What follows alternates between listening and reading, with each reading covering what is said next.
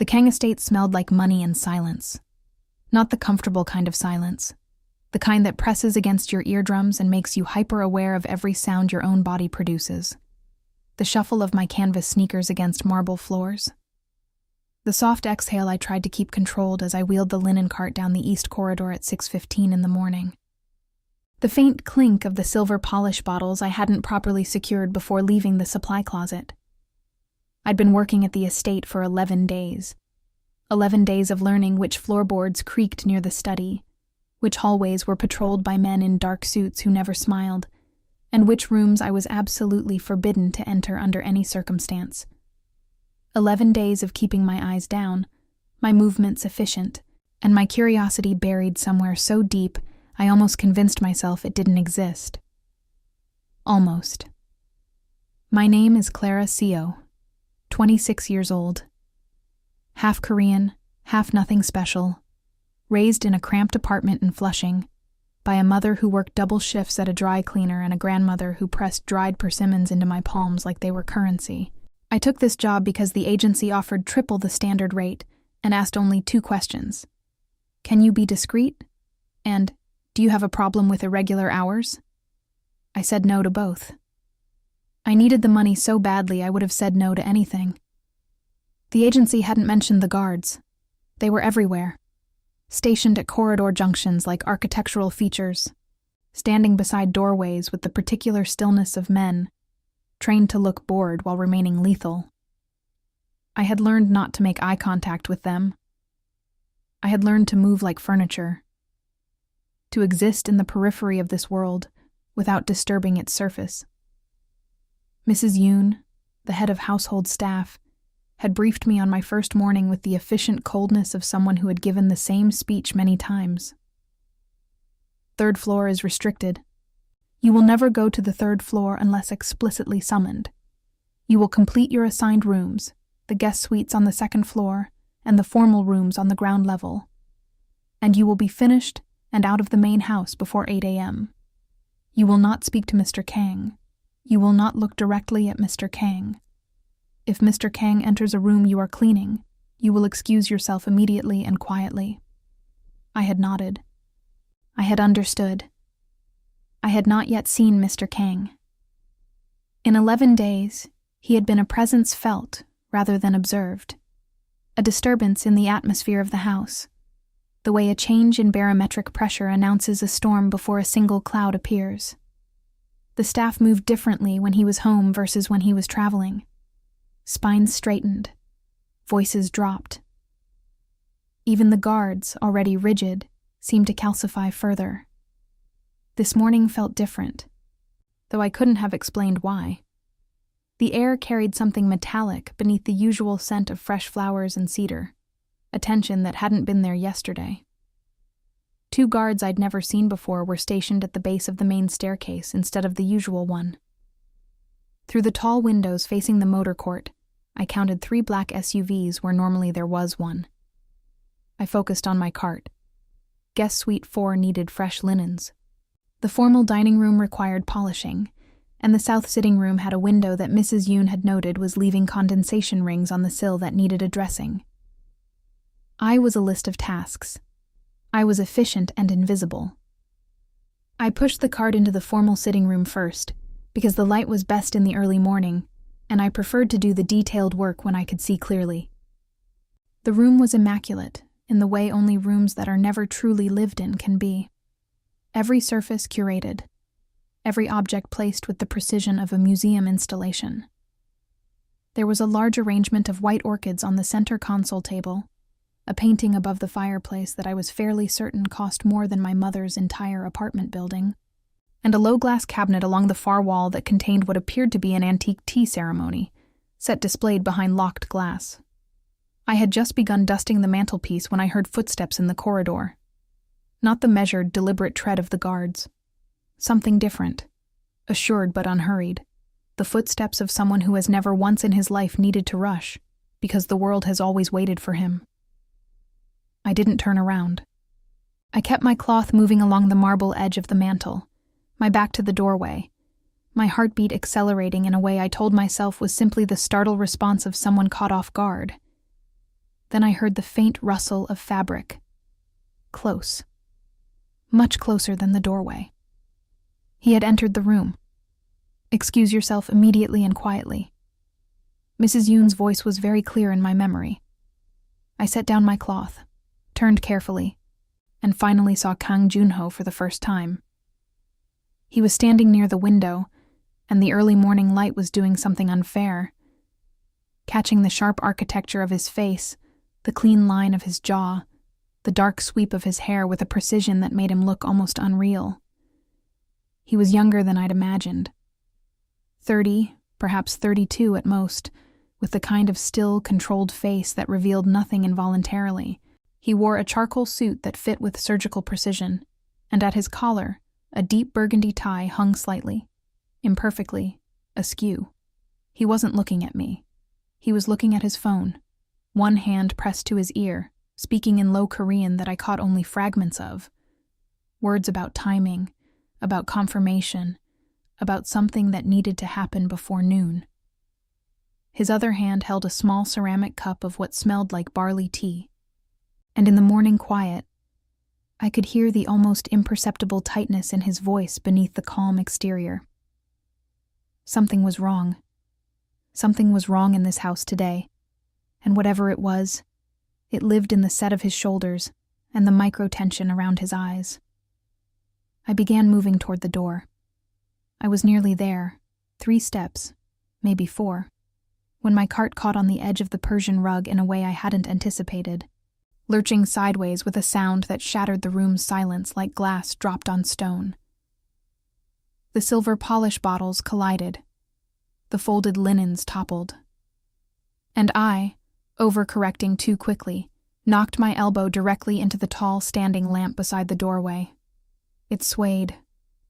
For one suspended, terrible second, I watched it arc toward the glass cabinet with the antique tea set. I caught it. Both hands, lunging sideways, the metal base cold and trembling against my palms. The lamp's shade askew, but the whole thing upright, saved barely by pure reflex. The room was absolutely silent. I straightened slowly, the lamp gripped in both hands, and made the mistake I'd been carefully avoiding for 11 days. I looked directly at Kang Junho. He had lowered his phone. He was watching me with an expression that was impossible to decipher. Not anger, not amusement, not the cold dismissal I had braced for. Just attention. Complete, undivided, measuring attention, as though I had become the most interesting problem in the room. His tie was still crooked. I have no explanation for what happened next, except that 11 days of hypervigilance had apparently done something strange to my survival instincts. Because instead of excusing myself and retreating, I heard my own voice. Quiet, steady, entirely without my permission, say, "Your tie is crooked." The words hung in the air between us like smoke.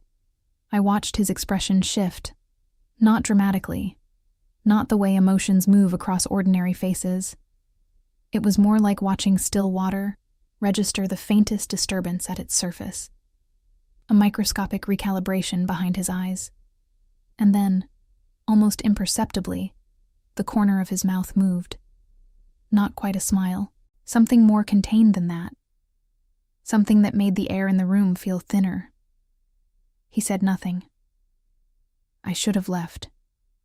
Every rational instinct I possessed was screaming at me to set the lamp down, murmur an apology, and remove myself from the room with whatever dignity remained. Mrs. Yoon's voice was a siren in the back of my mind. "You will not speak to Mr. Kang. You will not look directly at Mr. Kang." And I was currently doing both simultaneously, while still holding his floor lamp, like an offering. I set it down carefully, straightened the shade. And then, because apparently my self-preservation had completely abandoned me, I crossed the distance between us in 4 quiet steps and reached up toward his collar. I felt him go very still. Not the stillness of surprise, the controlled stillness of a man who has trained himself to remain motionless in situations that might otherwise provoke reaction. Up close, he was even more unsettling. The faint scent of him reached me. Cedar, and something darker beneath it, like rain-soaked earth, expensive and grounded at once. There was a small, faded scar along his left jawline, barely visible against the clean line of his skin. His eyes, this close, were not simply dark. They were the particular deep brown of old lacquered wood, and they were fixed on the middle distance with a deliberateness that told me he was choosing very carefully not to look down at me. My fingers found the narrow silk of his tie. It was burgundy, I confirmed, a deep arterial red. And the fabric was heavier than I expected, a quality that translated immediately through my fingertips into the recognition of something I had never owned and never would. I adjusted the knot with the same efficiency I applied to every task in this house. Small correction to the left, straighten the blade, press the dimple lightly back into place beneath the knot. 3 seconds. 4 at most. I stepped back. His gaze dropped to meet mine then. Direct, immediate, and so fully focused that I felt the physical impact of it somewhere behind my sternum. In the morning light, with the white orchids enormous and silent behind him, Kang Jun-ho looked at me, the way I imagined people looked at things they were trying to memorize. "You're new," he said. His English was precise and unaccented in the way of someone who learned the language from books before they learned it from people, each word placed with care, nothing wasted. 11 days, I said, because for some reason the exact number seemed important to establish. Something moved behind his eyes. He glanced once at the overturned items on my cart, the spilled polish bottles, the disorganized linens, and back to my face, and did not comment on any of it. "Clara," he said. Not a question. He already knew my name, and the knowledge that he did sent something cold sliding down the back of my neck. I nodded. He looked at me for one more moment, the measuring quality of his attention unchanged, and then his phone vibrated in his hand. He glanced at the screen, and something in his face closed, shuttered completely, the way a room goes dark when every light is extinguished at once. Whatever I had briefly been permitted to witness disappeared behind a composure so total it was almost architectural. He turned toward the corridor. I began restoring my cart to order, hands moving mechanically, trying to process what had just happened. Through the tall windows, I could see the motor court below, the 3 black SUVs still idling, their tinted glass revealing nothing. One of the drivers was standing beside the middle vehicle, speaking into a phone. 2 guards flanked the main entrance. I collected my polish bottles, refolded the linens. The morning continued, slow and procedural, and I told myself that the encounter in the sitting room had meant nothing, that I was staff, that men like Kang Jun-ho noticed staff the way they noticed furniture, briefly, functionally, and not again. I told myself this with great conviction for approximately 4 hours. By midday, I had finished my assigned rooms and was returning my cart to the supply corridor on the ground floor when I passed the motor court entrance, a side door near the kitchen that the household staff used to move between the main house and the service buildings. Through its narrow window, I saw the vehicles were still there. The same driver I'd observed that morning was standing beside the middle SUV. I don't know what made me look more carefully. Perhaps it was the accumulated tension of the morning, the doubled guard presence, the metallic something in the air that hadn't dissipated.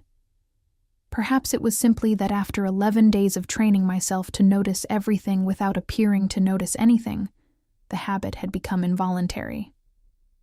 He was young, this driver, dark jacket, close-cropped hair, the expressionless face of someone employed to project neutrality.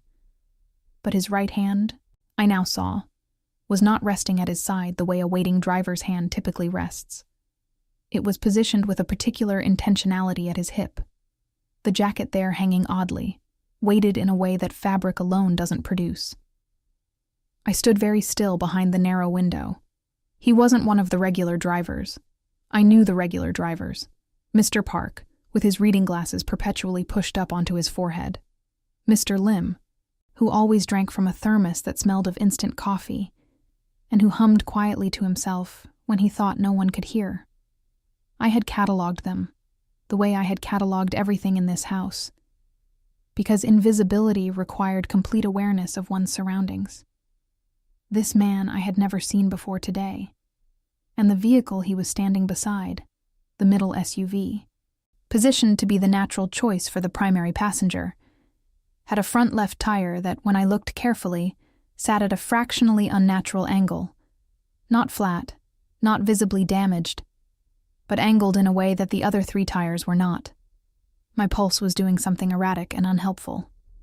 "This is not your concern," I told myself firmly. "You are here to clean rooms. You fold linens and polish silver, and you do not involve yourself in anything that occurs beyond the edges of your assigned tasks." I pushed my cart forward, and then I heard, from the main corridor just ahead of me, the distinctive sound of Junho's footsteps, that unhurried, certain tread, accompanied by the lower sound of a guard briefing him in quiet Korean, and beneath it, the soft beep of an exterior door being unlocked. He was heading to the motor court. I stood in the service corridor, my cart handle in both hands, and I thought about 11 days of rent already paid in advance, and 3 more weeks remaining on my trial period, and my mother's voice telling me over the phone last week that she'd had to push back her eye appointment again because of the cost. Then I thought about the driver's hand and the weight at his hip, and the tire that didn't sit right. The door at the end of the corridor beeped as it unlocked. I left my cart, and I moved.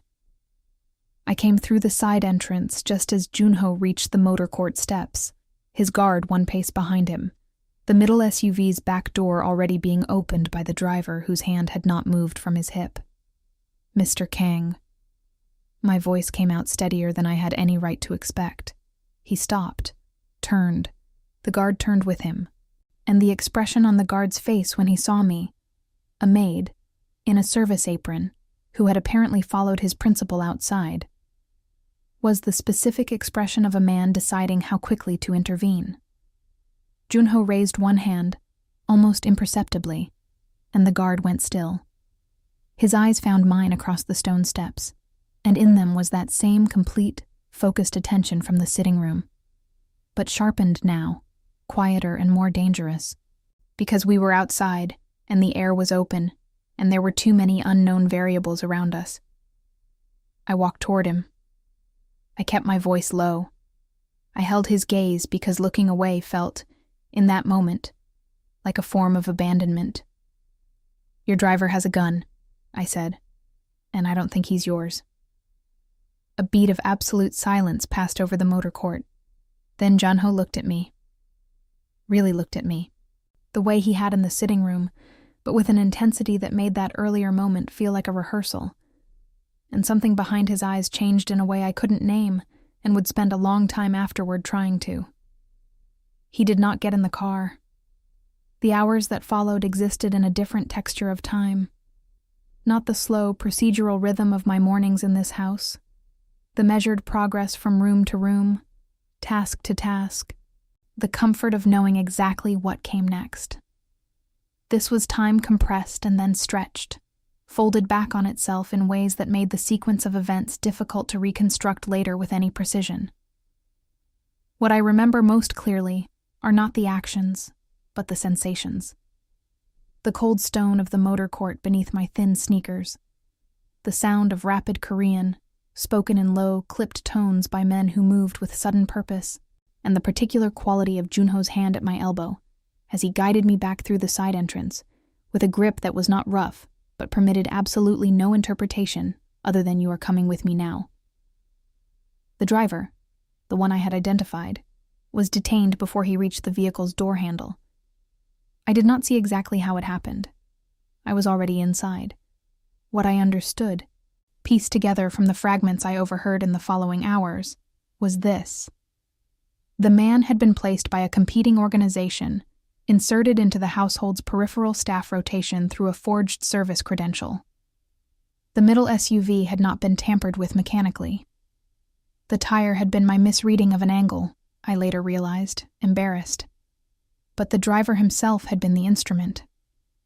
What he'd intended beyond that point, I was not told, and I understood that I would not be told. This world did not explain itself to its edges. I was its edge. I had been its edge for 11 days, and I had intended to remain so. Mrs. Yoon found me in the staff sitting room 40 minutes after the incident, where I had been placed, not unkindly, but with the finality of a decision already made, by one of the guards. She set a cup of hot barley tea in front of me without comment. Her face, always composed, held something new in it now when she looked at me. Not warmth, exactly. More like a recalibration of category. "Mr. Kang would like to speak with you," she said, "when you're ready." I wrapped both hands around the cup. The ceramic was almost too hot, and I held it anyway, grateful for the specific reality of the sensation. "I'm ready," I said. He received me in the study on the second floor, not the restricted third floor, but a room I had cleaned twice, and therefore knew. Floor-to-ceiling bookshelves, a desk of dark walnut that occupied the room's center with the authority of a geographic feature, 2 low chairs positioned near the window overlooking the garden. The afternoon light had shifted to a deeper gold by then, and it lay across the room in long, warm panels that softened nothing about the space's essential formality. Junho was standing when I entered. He had removed his jacket, the burgundy tie, the one I had straightened that morning, which now felt like it had happened in a different chapter of my life, was still in place, still perfect, and the sight of it produced in me a feeling I chose not to examine. He gestured to one of the low chairs. I sat. He remained standing for a moment, then settled into the chair opposite mine with the controlled ease of a man who makes every physical choice deliberately. On the desk behind him, 2 phones rested side by side. Near the door, a guard had positioned himself with the architectural stillness I had grown accustomed to, present enough to be a reminder, distant enough to simulate privacy. "Tell me what you noticed," Junho said. "Not thank you. Not are you all right?" A direct request for information, delivered in that precise, careful English, his eyes on my face with an attention that made the room feel smaller than its dimensions suggested. I told him. The hand position, the jacket's weight on the right side, the fact that I had not recognized him from the regular rotation of staff I had catalogued in 11 days of careful observation. I told it plainly and in order, the way I reported anything, a damaged item, a room that needed additional attention, because plain and ordered was the only way I knew how to manage things that frightened me. When I finished, he was quiet for a moment. "You catalog the drivers," he said. "I catalog everything," I said. "It helps me do my job." Something shifted in his expression. The faintest loosening of the controlled surface. There and then gone so quickly I might have constructed it. "Where did you work before this?" he said. "Various placements through the agency. Hotels mostly. 1 private residence in Connecticut." "Why did you leave Connecticut?" The question was quiet and without obvious pressure, which somehow made it more difficult to deflect than a direct demand would have been. "The family relocated," I said, which was true as far as it went. He accepted this without pursuing it, which told me he already knew the fuller answer and was offering me the courtesy of not requiring me to say it aloud. That particular form of consideration, delivered so casually, was more disorienting than anything else that had happened today. "You'll be moved to a different assignment within the house," he said, "effective tomorrow." I looked at him. "The guest suites and formal rooms are managed adequately by the current rotation," he continued, his tone carrying the mild precision of someone reading from an internal document. "There are rooms on the second floor, the private library, the morning room adjacent to the main corridor, that require more consistent attention. The second floor, the floor where his study was, where his private rooms were." "That's not necessary," I said. The guard near the door did not move, but I had the distinct impression that my saying "that's not necessary" to Kang Junho was not something that occurred with any regularity in this house, and that its occurrence now had registered somewhere in the room's atmosphere. Junho looked at me with that steady, unreadable attention. "It's already arranged," he said. 3 weeks passed. They passed in the way that periods of sustained hypervigilance pass, simultaneously endless and compressed, each day too full of small observations and adjustments to feel short, but the accumulation of them blurring into a texture rather than a sequence when I tried to look back. My new assignment placed me in the second floor's quieter wing each morning. The private library was a room I had not previously entered, and it undid me slightly the first time.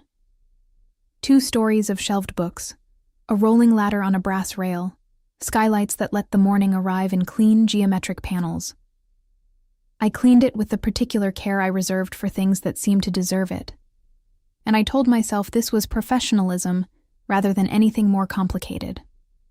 I saw Junho daily, not always directly, sometimes only as a presence registered through sound, his voice on the phone in the adjacent study, or footsteps in the corridor, or the small evidence of recent occupation in a room I entered. A cup not yet cold, a book left open at a marked page, but often enough that the quality of my awareness of him stopped feeling like alarm and began feeling like something else I hadn't named yet.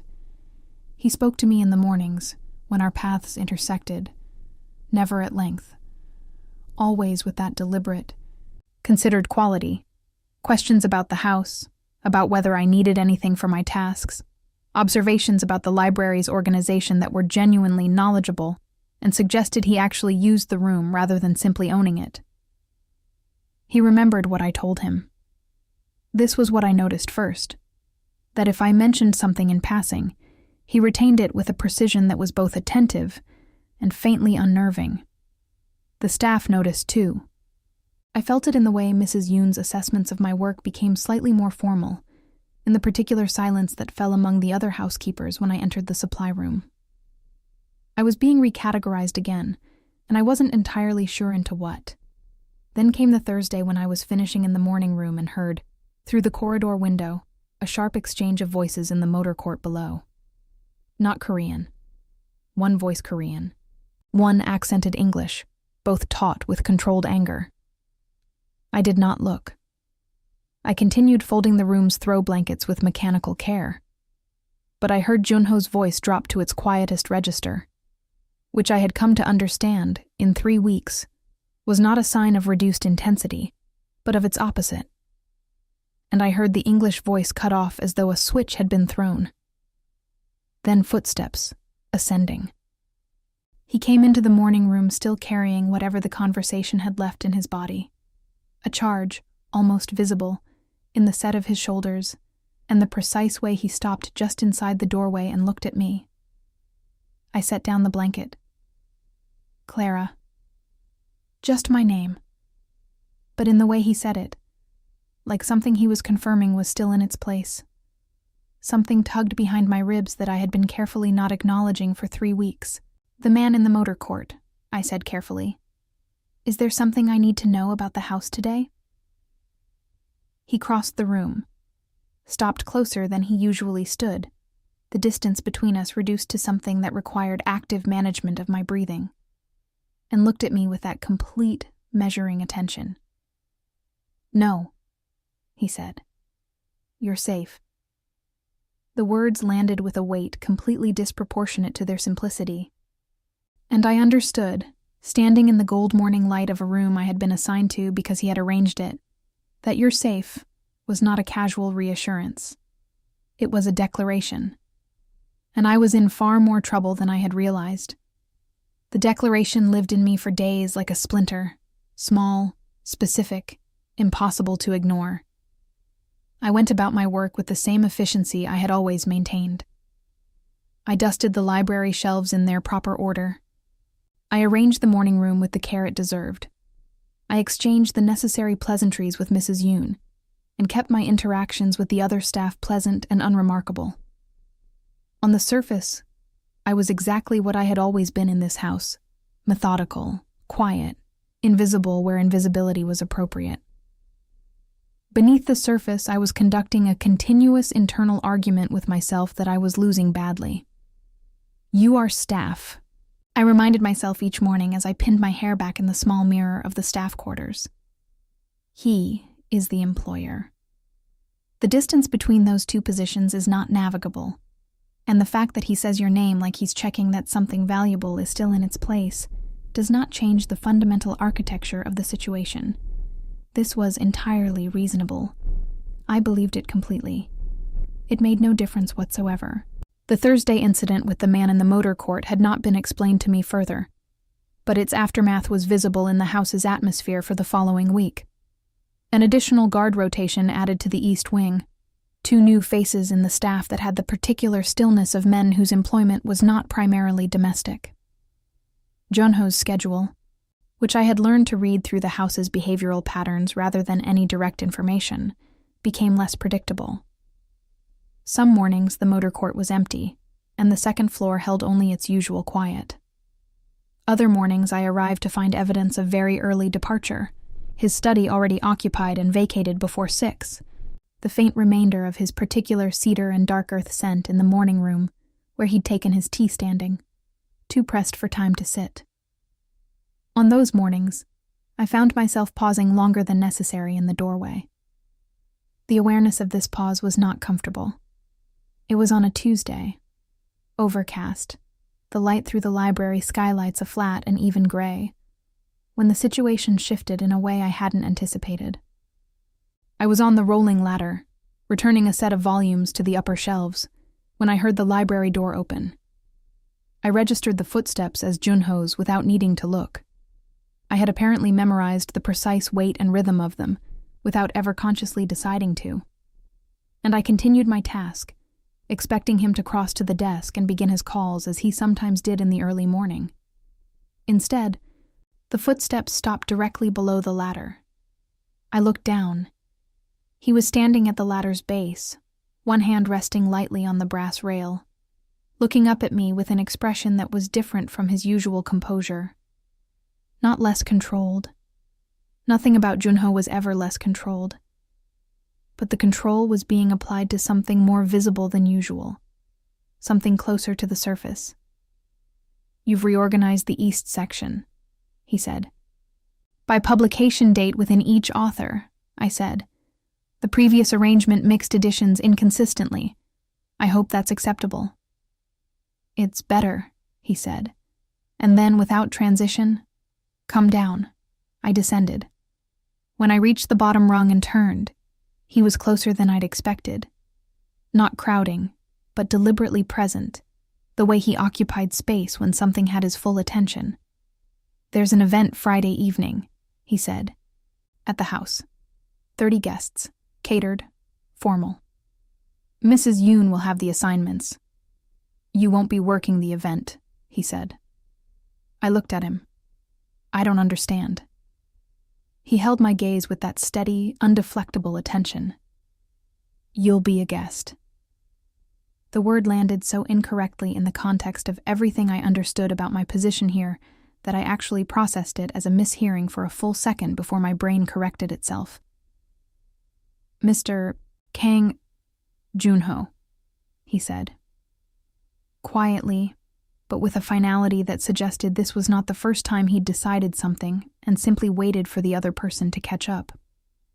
I stared at him. Every sensible, grounded, practical part of me understood that this was the moment to decline with grace and re-establish the appropriate distance. I had rent paid through the end of the month. I had a trial period to complete. I had a life constructed carefully around the principle of not wanting things I couldn't afford to want. "That would be inappropriate," I said. "Probably," he agreed, without any indication that he considered this a counter-argument. "I'm your employee. Currently."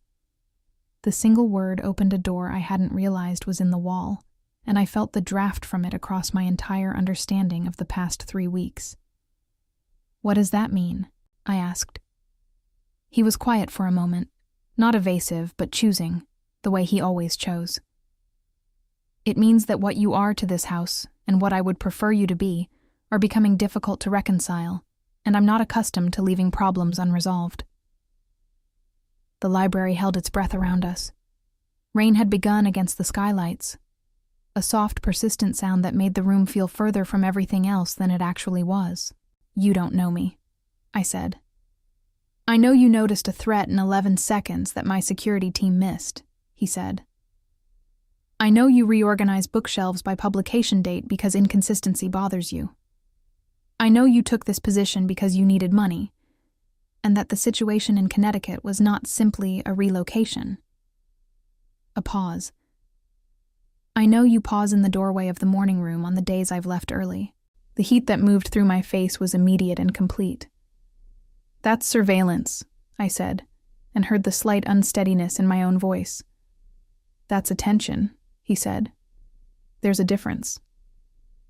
I turned away from him, not fleeing, I told myself, just needing the physical break of not being directly inside that gaze, and moved to the window overlooking the rain-soaked garden.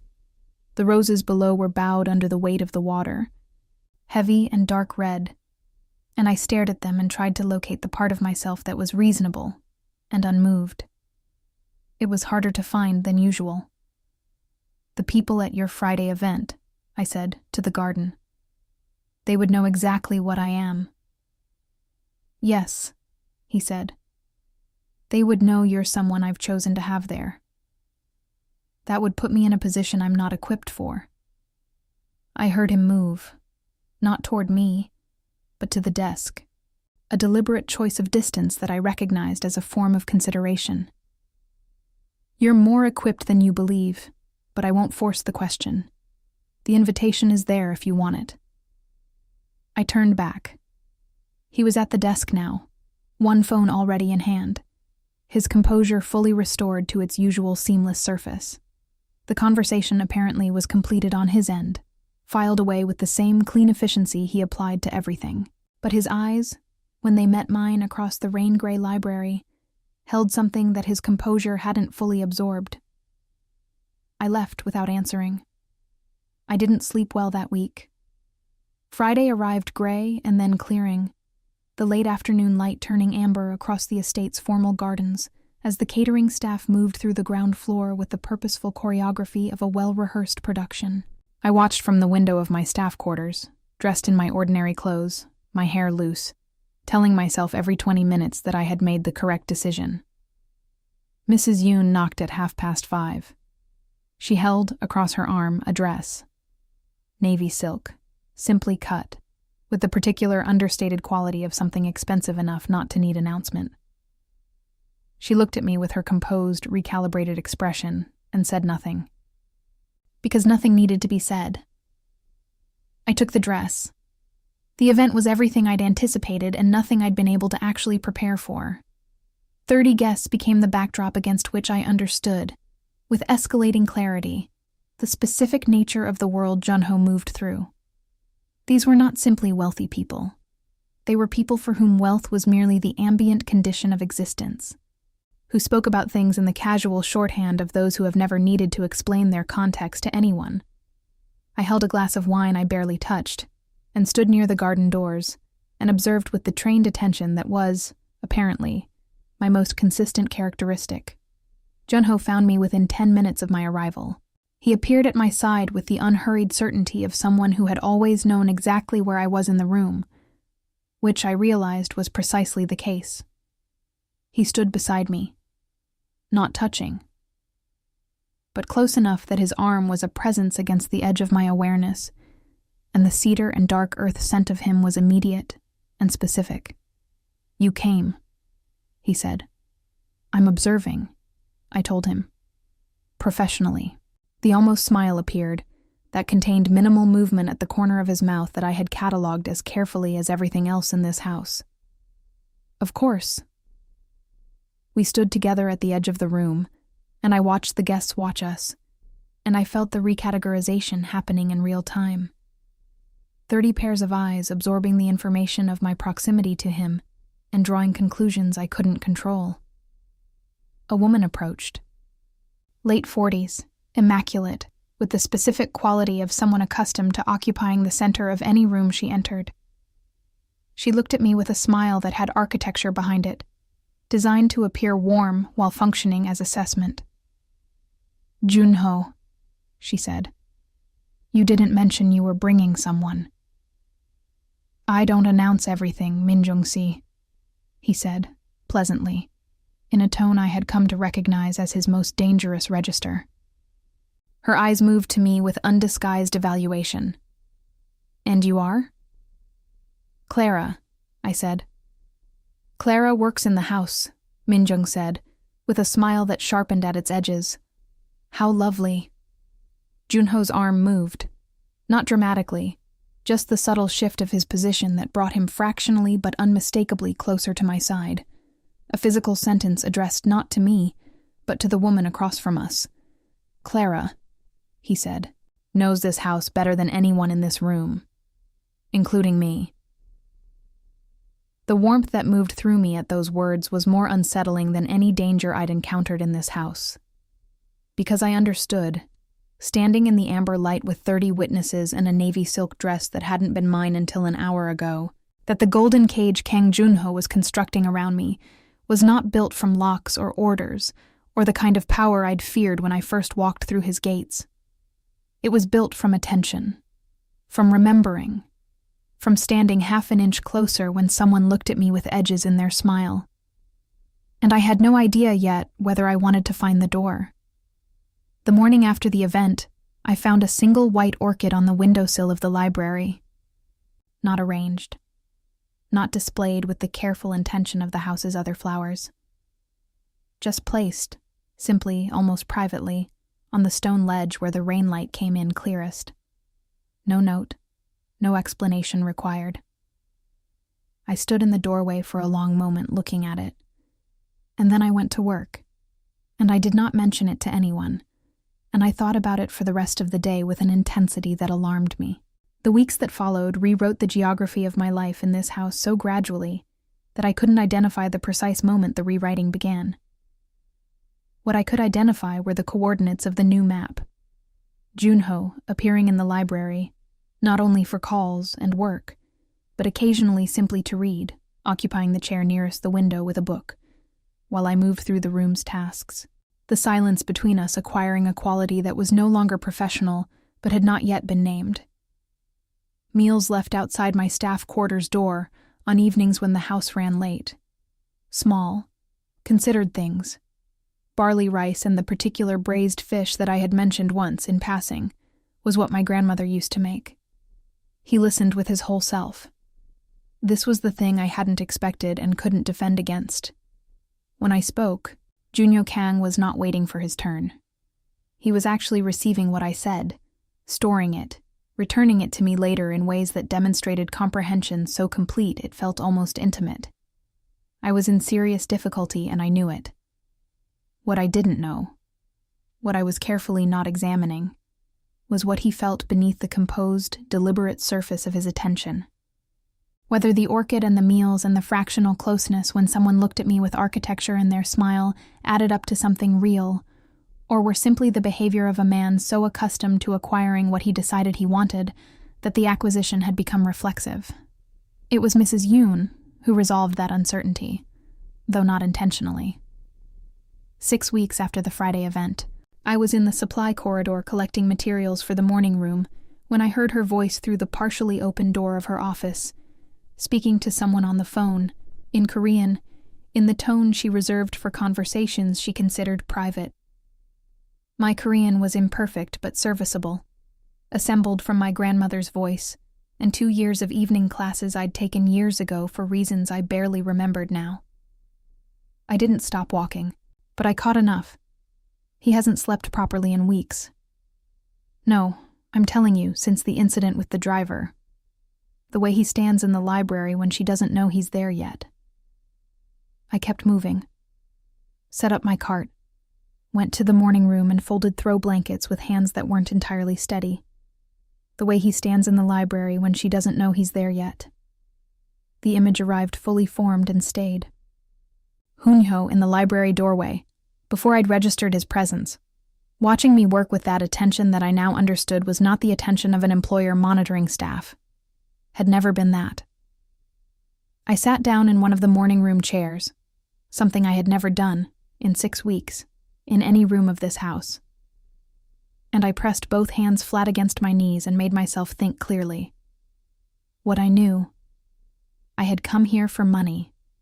I had stayed because the work was consistent and the pay was honest, and I had convinced myself that was sufficient reason. I had spent 6 weeks watching a man who frightened half the world treat me with a gentleness so specific and deliberate it felt custom-made, and I had responded to it in every way except the one that would have required acknowledging what it was. What I also knew: this world had edges I couldn't see. The driver with the weighted jacket, the woman at the event with the sharp smile, the additional guards, the multiple phones, the way Junho's eyes moved automatically to every entrance and exit of any room he entered. Whatever he felt, whatever I felt, the life around him was dangerous in ways that were real and permanent, and not romantic in any sense that survived contact with actual consequence. I sat with both of those truths for a long time. Then I stood up and went to find him. He was in the study. The door was open, which I had learned meant he was between calls. A brief window of availability that the staff understood and the guards respected. I knocked on the frame. He looked up from the desk, registered my expression with an immediacy that told me he had been anticipating something like this moment, if not its precise shape. "Close the door," he said. I did. I remained near it, not quite in the room, not quite outside it, and I looked at him across the walnut desk and the 2 phones and the amber afternoon light, and I said what I had decided to say on the walk from the morning room. "I need to know what this is." He set down the pen he'd been holding, gave me his full attention, which was simply what he always gave me, and the familiarity of it made my chest ache in a way I hadn't anticipated. "What would you like it to be?" he said. "That's not an answer." "No," he agreed. "It isn't." He was quiet for a moment, choosing as always. "What this is," he said carefully, "is something I haven't experienced before, and therefore don't have efficient language for. What I know is that I am more aware of where you are in this house than I am of most things that require my professional awareness. I know that the Friday event was the first social obligation in 3 years that I didn't want to leave early. I know that when I imagine this house without you in it, something in the calculation doesn't function." The room was very still around us. "I know what my life is," he continued. "I'm not going to present it as something cleaner than it is. There are things I've done and things I will do that exist outside the reach of ordinary justification. The world I operate in is dangerous in ways that are permanent, and anyone who is close to me carries some measure of that danger, simply by proximity." His eyes held mine without deflection. "I am telling you this directly because you deserve a complete picture, and because I think you already know most of it." "I do," I said. "Then the question is honest," he said. "And it deserves an honest answer, rather than a managed one." He stood, came around the desk with that unhurried, deliberate movement, and stopped at a distance that required me to look up slightly to hold his gaze. "I want you here, not as staff, as mine. And I will be, I already am, more protective of you than is probably reasonable, because the people in my world look for weaknesses, and you would become one immediately. This is not a comfortable thing to offer someone." The word mine sat in the air between us, possessive, unambiguous, and delivered with a directness that was somehow more affecting than any softened version would have been. "I'm not a weakness," I said. "No," he said. "You're the opposite. That's the problem." I looked at him, at the scar along his jaw, and the deep, careful eyes and the burgundy tie, always perfect now, that had started all of this. And I thought about my mother and my grandmother, and the cramped apartment and every careful, contracted version of my life that I had constructed to avoid wanting things I couldn't afford. "If I stay," I said, "it has to be honest. All of it. Not managed, not protected from." Something in his face changed. Genuinely, visibly, the composed surface yielding to something underneath that was less certain and more real. "That will be difficult for me," he said. I know, I said. Do it anyway. What came after was not simple, and I won't pretend it was. There were nights when I lay awake aware of the specific weight of what I had chosen. The guards at the doors, the conversations that stopped when I entered rooms, the occasional cold assessment of people in Junho's world who looked at me and saw a liability. There were moments of fear that were genuine and grounded, not the atmospheric tension of those first 11 days, but the clearer, harder fear of someone who understands what she has walked toward. There was also this: Junho learning, imperfectly and with visible effort, to tell me things before they became crises. To come to the library not only when he was composed but occasionally when he was not. Sitting in the chair by the window with his tie loosened and his second phone quiet and his face carrying the weight of decisions I could not fix, but could, it turned out, simply be present beside. He was not easy. He was demanding in ways that were sometimes about control and sometimes about the specific terror of someone who had lost things before and moved the furniture of his life accordingly. We argued. Not often, but honestly, the kind of arguments that required both people to hold their ground and then find the actual ground between them, which was harder and more worthwhile than either capitulation or avoidance. Minjung, the woman from the event with the architectural smile, proved herself a more persistent complication than I'd anticipated. She had history with Junho that predated me by years, and opinions about his choices that she expressed through channels I couldn't always see. It took time and one direct conversation between the three of us, in this very study, to resolve into something that resembled a boundary she ultimately respected, if not accepted. The man from the motor court, I learned eventually, in one of Junho's imperfect but improving attempts at honesty, had been connected to a dispute over territory that was settled in the months that followed, through means I was not present for, and did not ask to witness. What I asked was whether it was finished.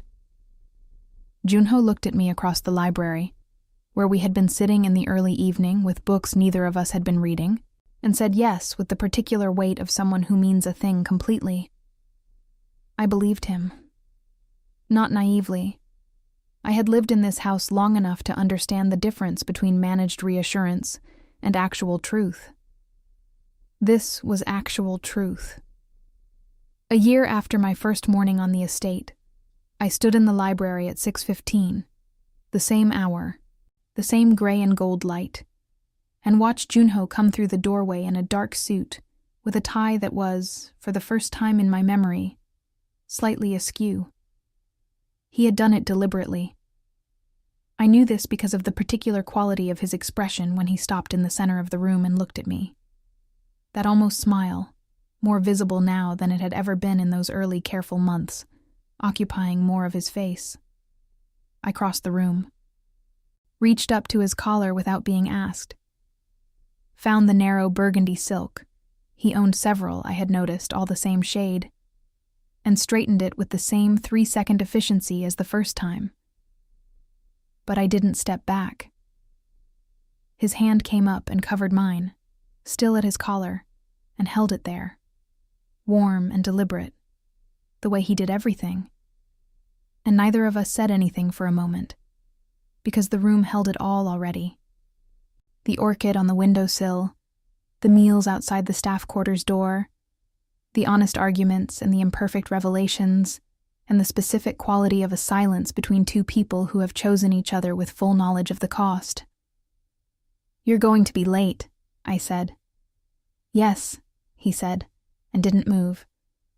Outside, the garden was coming into its spring colors, the roses rising back from their winter weight, the light finding angles through the trees that it couldn't reach in the colder months. Through the window, the motor court held the familiar black car, Mr. Park in the driver's seat with his reading glasses pushed up on his forehead, patient and unhurried. The house smelled like cedar and barley tea and the specific warmth of morning. I had come here for money and found something I hadn't known I was looking for. Not safety exactly. Because safety was not the word for what existed in this complicated, guarded, carefully honest life. Something closer to being known.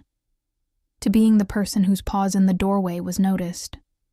whose practical attention to the world was not a liability, but the thing that had started everything. I thought of my grandmother pressing dried persimmons into my palms like currency, and I understood now what she had been trying to give me. Not the persimmons, but the lesson beneath them. That small, ordinary things held in careful hands become exactly enough. Junho's hand was still over mine. His eyes were on my face with that complete, undivided attention that had never once, in an entire year, felt like anything other than exactly what it was. "Go," I told him softly. He lifted my hand from his collar, pressed his mouth to my knuckles, brief, certain, a punctuation mark rather than a question, and let go. I watched him cross the library, pause in the doorway to look back at me once with that expression I had learned to read completely. And then he was gone, his footsteps descending the stairs with the same unhurried certainty that had first told me, before I ever saw his face, that here was someone who had never needed to rush, because the world waited. And now, without entirely meaning to, so did I, gladly, and with both eyes open.